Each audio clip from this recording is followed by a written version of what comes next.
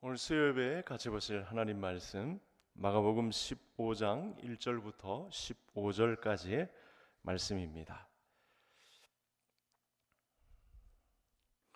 제가 대독해 올리겠습니다. 새벽에 대제사장들이 즉시 장로들과 서기관들 곧 온 공회와 더불어 의논하고 예수를 결박하여 끌고 가서 빌라도에게 넘겨주니 빌라도가 묻되 내가 유대인의 왕이냐? 예수께서 대답하여 이르시되 내 말이 옳도다 하시매 대제사장들이 여러 가지로 고발하는지라 빌라도가 또 물어 이르되 아무 대답도 없느냐?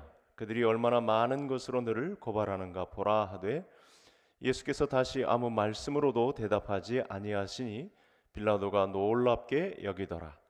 명절이 되면 백성들이 요구하는 대로 죄수 한 사람을 놓아주는 전례가 있더니 밀란을 꾸미고 그 밀란 중에 살인하고 체포된 자 중에 바라바라 하는 자가 있는지라. 무리가 나아가서 전례대로 하여 주기를 요구한데 빌라도가 대답하여 이르되 너희는 내가 유대인의 왕을 너희에게 놓아주기를 원하느냐 하니 이는 그가 대제사장들이 시기로 예수를 넘겨준 줄 알미러라.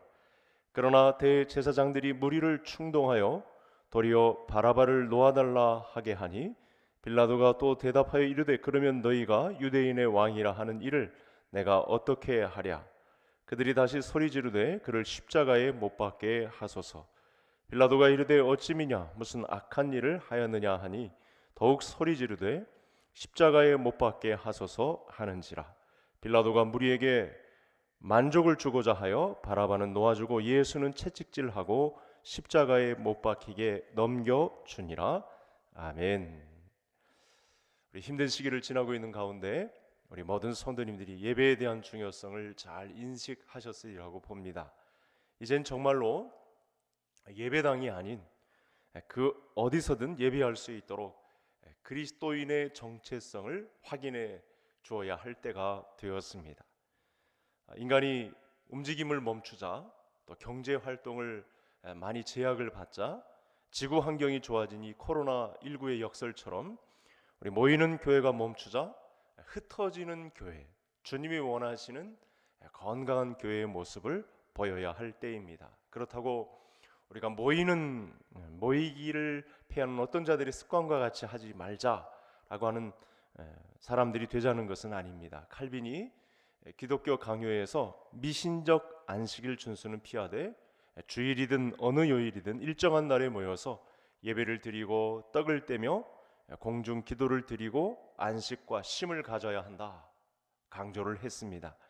예배당 신자가 아니라 세상 속의 그리스도인으로 살아가도록 더 고민해야 할 때다 이렇게 말씀드리고 싶습니다. 이제는 위험이 일상화된 시기가 되었습니다. 어쩌면 코로나19보다 더 극심한 전염병이 앞으로 다가오지 않으리란 보장이 없습니다. 따라서 교회는 예배와 선교와 대사회적인 이 공공성 등에 대해서 심각한 고민을 해야 할 그런 시기가 되었습니다. 그 출발은 이제 교회 안의 작은 교회, 또 가족 중심의 예배, 소그룹 중심의 모임, 구역 예배를 강화해야 할 때가 되었다는 사실이죠.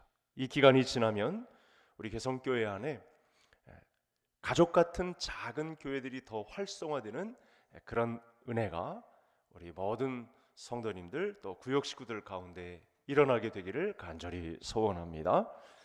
본문은 복음서 중에 가장 극적인 장면을 독자들에게 보여주고 있습니다. 왜냐하면 예수님을 십자가에 못 박으라 하는 여러 사람들이 등장을 했기 때문에 그렇습니다. 이 사람들을 중심에는 8절에 무리라고 합니다.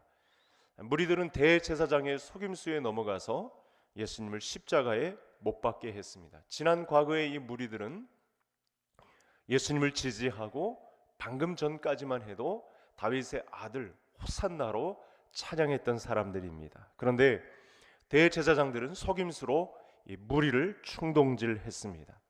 군중 심리를 사용해서 이 속임수를 사용한 것입니다. 멀쩡한 사람들도요, 히틀러의 나치즘에 설득당하면 그를 추종하고 전쟁하는 인간으로 돌변을 합니다. 신천지 이만희 속에 들어가게 되면 거짓 영생의 전 인생을 낭비하게 되는 일을 벌입니다. 무리 속에 있으면 자신의 의지와 상관없이 그 무리의 힘에 쏠려 다닐 수밖에 없는 것입니다. 그러므로 우리는 무리 속에 있기만 하면 안 됩니다. 그 속에 있으면 나를 버리고 옳은 판단을 하지 못하게 되는 것이죠. 말씀을 보면 방금 전에 무리들은 호산나를 외쳤고 군중 심리에 이끌려서 예수님을 십자가에 못 박아라 하는 이런 일에 투입이 되었습니다. 바벨탑 사건이 무엇입니까? 무리들이 모여서 하나님을 대적한 것입니다. 그들은 하나님의 창조하신 목적을 잃어버렸습니다. 무리들 속에서 무리의 소리는 들었지만 하나님의 마음과 헤아림을 잘 알지 못했던 것입니다. 나 자신은 온데간데 없고 죄악을 범하는 데 동조하고 하나님의 능력보다 무리의 능력에 의존을 한 것입니다. 유대인들의 공회는 예수님을 빌라도에게 넘겨주었습니다. 왜 예수님을 유대인의 공회에서 빌라도에게 넘겨주는 일을 벌였을까요? 저들에게는 종교적인 권한은 있었지만 예수님을 이 법에 해당하는 십자가형에 매다는 법적인 권한은 없었기 때문에 빌라도에게 넘겨주었습니다. 유대인들의 공회가 예수님을 신성모독죄나 또 안식일을 범한 죄목으로 고소하더라도 십자가형으로는 이끌지 못합니다. 그래서 유대인들은 예수님을 반드시 십자가에 달리게 만들어서 하나님의 아들이 아니라 하나님께 저주받은 자임을 증명하려고 애쓰는 그런 마지막 순간이 본문 안에 나타났습니다. 그래서 그들은 예수님을 스스로 왕이라 주장하며 로마 정권의 반역을 꾀한다는 이런 죄목으로 예수님을 정치범으로 몰게 되는 그런 과정에까지 오게 된 것입니다. 그리고 반역자를 처단하지 않으면 빌라도에게 당신은 가이사의 충신이 아닙니다 라고 압박하는 장면까지 등장을 했습니다. 이에 빌라도는 예수님에게 묻습니다. 내가 유대인의 왕이냐? 예수님은 이 질문에 굳이 반박하지 않으셨습니다. 반박하지 않은 것은 예수님이 이 세상의 유대인의 왕, 세속적인 왕이 아닌 하나님 나라의 왕을 인정한 것입니다. 이외에도 대제사장들이 여러 죄목으로 고발했지만 예수님은 그에 대해서 아무 변론도 하지 않으셨습니다. 이미 십자가의 고난을 받아들이시기로 하셨기 때문에 소모전에 힘을 쏟지 않으신 것입니다. 이 부분에서 빌라도는 대제사장들이 시기해서 재판에 넘긴 것을 다 알고 있었습니다. 10절에 보니까 이런 말씀이 있습니다. 이는 그가 대제사장들이 시기로 예수를 넘겨준 줄 알미러라. 빌라도는 종교 지도자들이 왜 예수님을 이 재판정에 넘겨준지를 너무나 잘 알고 있었습니다. 그래서 빌라도는 소신대로 판결할 수가 없었습니다. 이 시기심이 얼마나 무서운지 유대 사회를 총독하고 있는 빌라도조차 자기 소신대로 재판을 할 수 없을 지경에 이르기까지 하는 그런 힘을 나타내었습니다. 그래서 이 재판은 예수님의 죄의 유무와 상관없이 정치적인 재판임을 우리 빌라도 자신도 잘 알고 있었다는 것이죠. 겉으로는 드러나지 않지만 종교 지도자들이 누리고자 하는 유익과 빌라도가 그들의 힘을 빌려서 그들의 시기심을 빌려서 유익을 누리고자 하는 그런 힘들이 본문 안에 존재하고 있다는 것입니다. 그래서 빌라도는 정치적인 부담을 지고 싶지 않았습니다. 그러면서 예수님을 풀어줄 생각을 갖고 있지도 않았습니다. 명절이 되면 유대인의 전례에는 백성들의 요구대로 석방하는 전례가 있었다. 오늘 본문 말씀에 이렇게 이야기하고 있습니다. 전례에 따라서 살인자 바나바와 예수님 중에 누구를 석방할 거냐? 백성들에게 선택하라. 이 과정을 통해서 빌라도는 이 재판을 종결짓고 싶었던 것이죠.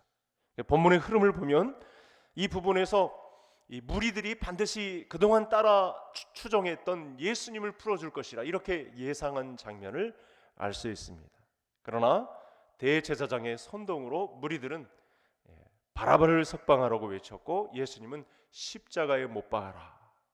빌라도가 예상한 것과는 다르게 무리들이 종교 지도자들의 시기심에 의해서 예수님을 십자가에 못 박아라 했던 이 과정이 예수님께서 왜 십자가에 달리게 되셨는가에 대한 배경을 잘 알 수 있습니다.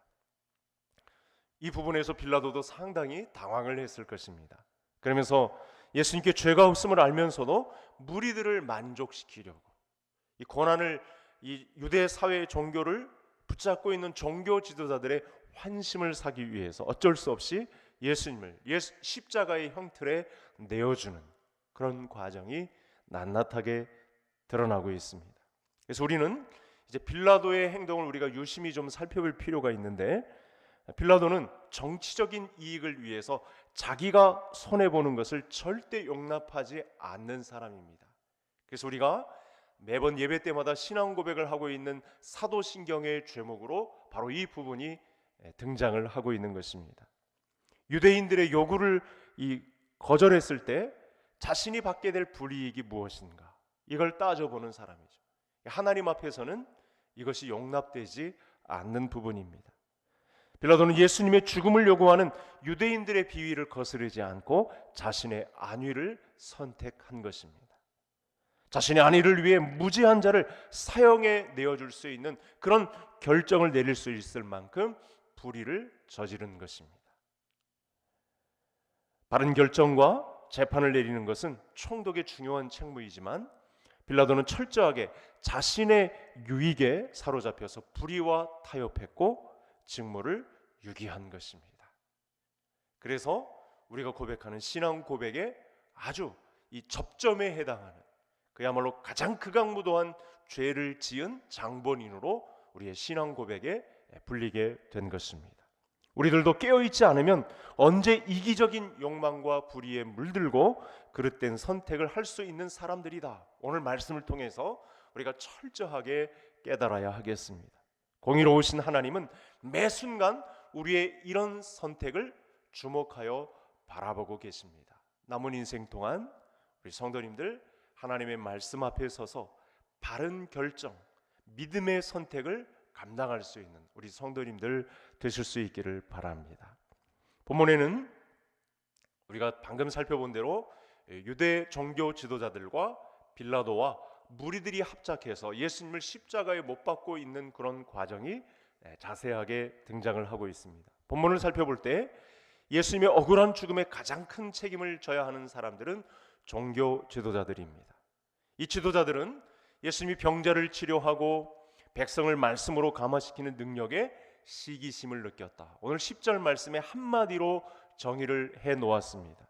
수많은 무리들이 예수님을 따르는 것에 대해서 불만족했습니다. 여러분, 이 문제가 왜 큰 걱정거리냐 하면 그동안 자기 자신들이 종교적으로 누려왔던 기득권을 예수님에게 뺏기게 생겼으니까 이 문제가 시기심으로 다가온 것입니다.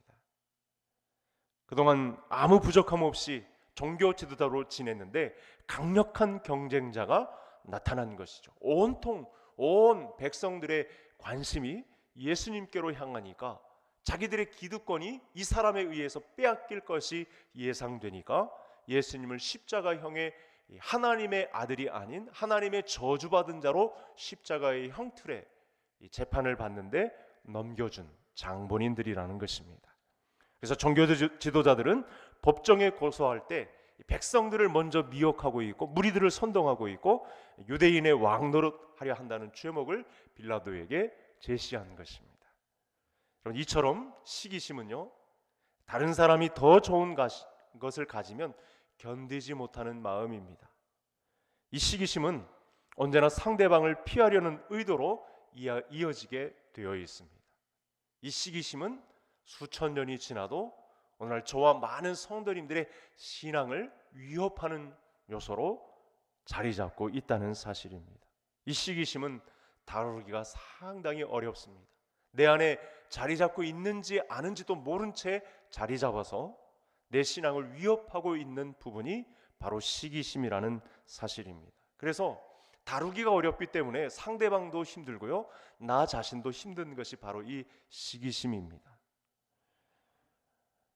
예수님을 중상모략한 원인이 시기심인 것을 기억하면서 우리 내면에도 이와 같은 시기심이 없는지 돌아보고 경계할 수 있는 성도님들 될 수 있기를 바랍니다. 무리는 이제 마지막으로 살펴볼 사람들의 무리인데요. 종교 지도자들의 충동질에 아무런 생각 없이 따르는 장면이 등장을 합니다.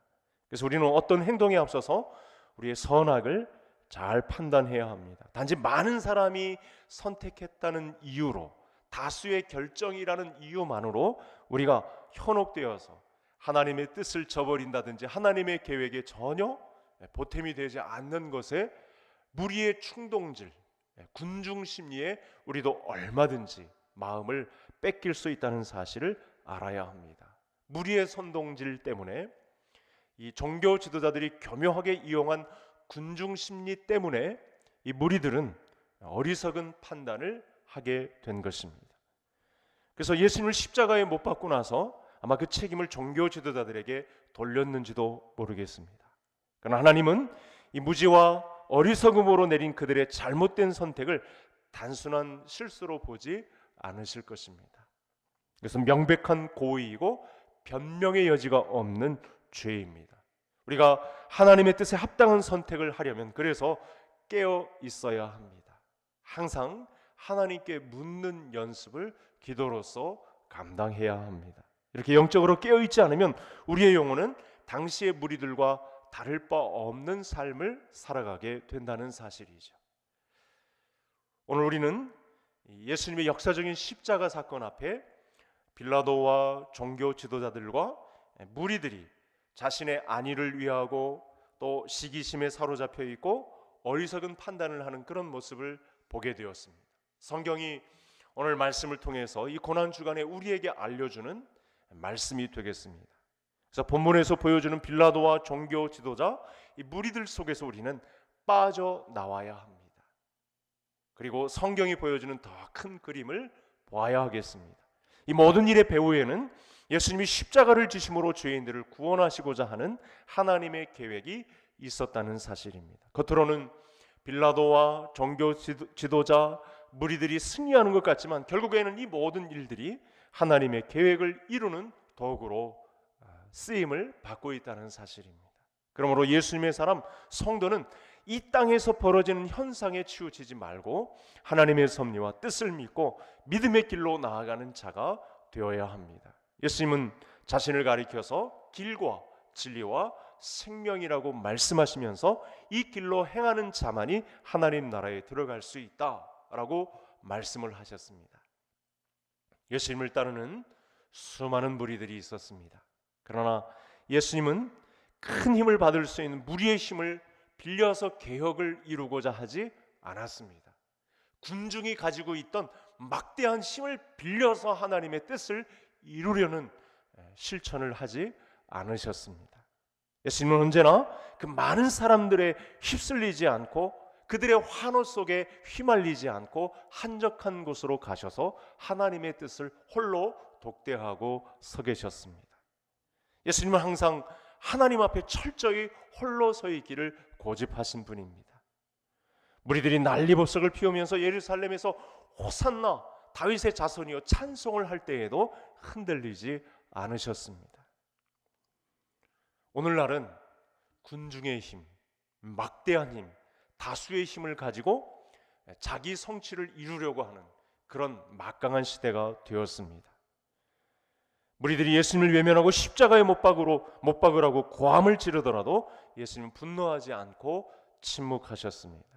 예수님은 이 혼돈 속에서도 묵묵히 혼자 가야 할 길이 있고 하나님의 뜻이 있었기 때문에 흔들리지 않으셨습니다. 성도 여러분, 예수님의 오늘 십자가 이 마지막 사건을 통해서 하나님의 은혜에 의한 믿음으로 말미암아 인간의 가장 악한 행동을 상징하던 십자가가 이제는 인류를 살리는 구원하는 생명의 십자가로 우리 앞에 나타났다는 사실에 주목할 수 있기를 바랍니다. 그러므로 많은 무리 속에 이 세상의 현상 앞에 서지 말고 오직 하나님 앞에 서 있기를 연습할 수 있는 성도님들이 되시기를 바랍니다. 고난주간 모든 지각에 뛰어나신 그리스도의 평강이 우리 모든 성도님들의 마음과 생각과 자리를 붙잡고 보호하셔서 더 나은 믿음의 진보를 이루는 길로 나아가게 되기를 예수님의 이름으로 축원합니다. 하나님 아버지, 고난주간을 주셔서 우리 예수님의 십자가를 묵상하게 하시니 감사합니다. 행여나 나 자신의 안위와 시기심과 어리석은 판단을 하지 아니하도록 우리를 붙잡아 주시옵소서. 빌라도와 종교 지도자들과 이 무리들의 허물을 그대로 따라가지 아니하도록 우리 하나님의 은혜에 의한 믿음을 진보를 이루도록 우리를 붙잡아 주옵소서. 예수님의 이름으로 기도하옵나이다. 아멘.